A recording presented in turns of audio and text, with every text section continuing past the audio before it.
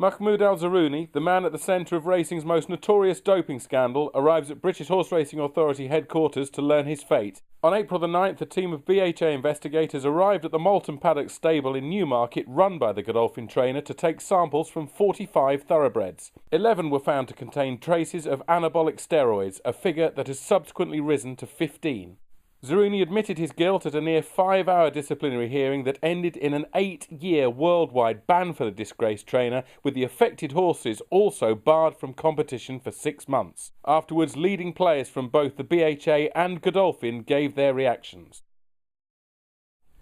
We believe that the 8-year disqualification issued to Mahmood Al Zarooni by the disciplinary panel, together with the 6-month racing restriction placed on the horses in question by the BHA, will serve to reassure the public and the sports participants that the use of performance-enhancing substances in British racing will not be tolerated, and that the sport has in place a robust and effective anti-doping and medication control program.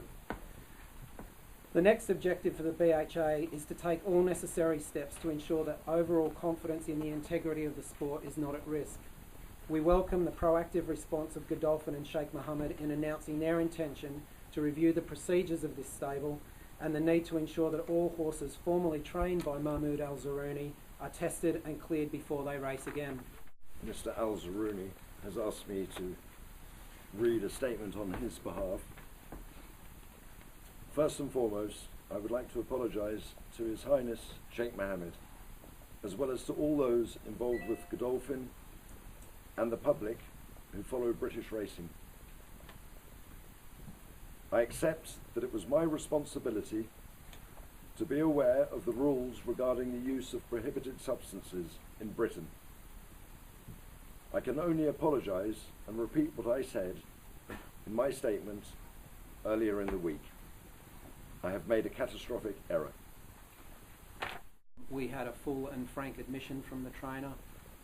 We have all of the evidence suggests that what the trainer has told us is true and correct. We are clear that there are further steps for us to take in respect of Godolphin's procedures, processes and controls in respect of their stables, and we will certainly do that. But as far as the charges go and where the liability lies, that lies with the licence holder. It goes without saying this is a terrible, terrible situation. It's a terrible day for British racing. It's an absolutely awful situation that Godolphin is, that we found ourselves in. This Mr. Zarooni has acted with awful recklessness, and he has caused tremendous damage to not only to Godolphin but also to British racing. And for that, you know, we are deeply sorry, because he was our trainer, and I think that I think it'll take a very long time for Godolphin to regain the confidence of the public. Of course, you know, we are shocked and completely outraged by the actions that he has taken, and I very much hope that that we will recover as soon as we possibly can. And as far as Sheikh Mohammed's involvement goes, obviously horse racing needs to be fun for him. And what I would say today is that there's no fun attached to this. I very much hope that this doesn't leave a dark stain, that he feels it puts him in a difficult position, that the enjoyment of horse racing is tarnished too much for him to enjoy. He has such tremendous respect and admiration for British racing.